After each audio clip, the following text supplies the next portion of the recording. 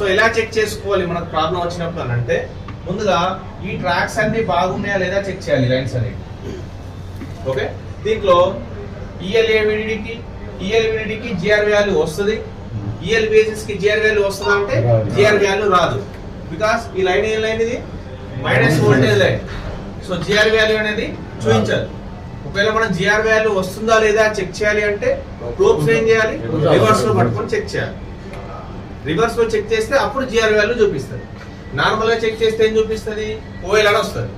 ఓఎల్ means open line కాదు, ఇక్కడ over load, right. So ఇవన్నీ వచ్చినాయి, డిస్ప్లే పెట్టేసినాం. దాని తర్వాత EL1 EL2 వోల్టేజ్ కూడా వచ్చినాయి.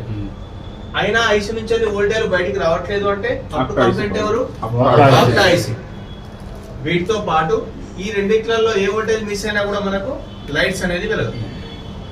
ఇన్ కేస్ మన దగ్గర ఏమన్నా డిస్ప్లే లేదు, ఒకవేళ ఐసీ కంప్లైంటా లేదా డిస్ప్లే కంప్లైంటా తెలియాలంటే ఈ EL1 EL2 లైన్స్ కి ఏం చేయాలి మనం 1.8 లైన్ తో మనం డైరెక్ట్ ఆ ట్రాక్స్ లో ఎక్కడైనా జంపర్ కొట్టేయాలి. బ్యాటరీ పెట్టి చెక్ చేయాలా లేదంటే డైరెక్ట్ ఈ జంపర్ కొట్టేయచ్చా?